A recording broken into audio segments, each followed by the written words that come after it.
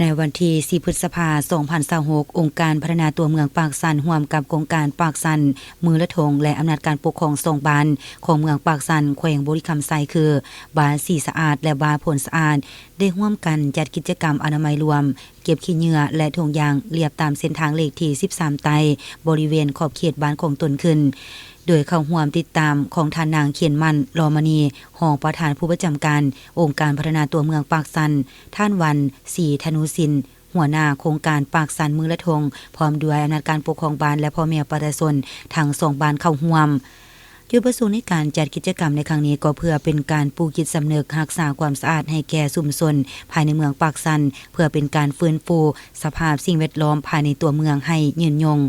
การจัดกิจกรรมกำจัดขี้เหงื่อตกค้างตามพื้นที่สาธารณะตลาดตามเส้นทางเลขที่13ไตให้กลับคืนสู่สภาพสะอาดสวยงามเพื่อสร้างศูนย์การเรียนรู้ด้านการจัดสรรขี้เหงื่อให้ความรู้และฝึกปฏิบัติการแยกขี้เหงื่อที่ถูกต้องแก่เยาวชนและประชาชนเมืองปากสันสามารถนำไปใช้ได้จริงในครัวเรือนและสถานที่เฮ็ดเวียกเพื่อสร้างการมีส่วนร่วมของทุกภาคส่วนสร้างความร่วมมือระหว่างโรงเรียนวัดองค์การจัดตั้งบ้านและพ่อค้าแม่ค้า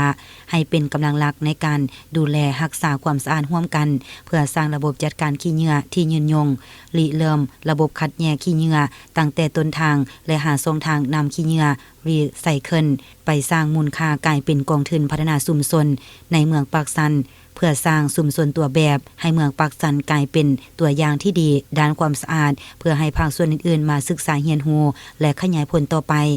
ซึ่งวิสัยทัศน์โครงการเมืองปากสันเป็นเมืองต้นแบบแห่งความสะอาดงามตาที่ขับเคลื่อนด้วยพลังอาสาสมัครของวัยหนุ่มเมืองปากสัน5ปีข้างหน้าภายในปี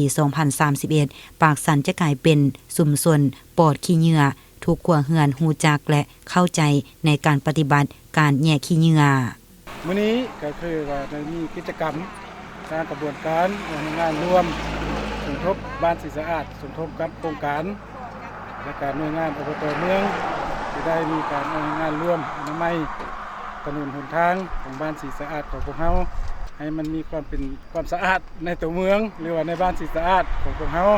ฉะนั้นข้าพเจ้านำการงานในกับโครงการเรียกร้องปกป้องรักษาความสะอาดช่วยกันโดยเฉพาะแล่นรถตามถนนหนทาง13ไตนี้ขอเรียกร้องมายังจงรักษาความสะอาดช่วยบ้านสีสะอาดของพวกเราขอขอบใจ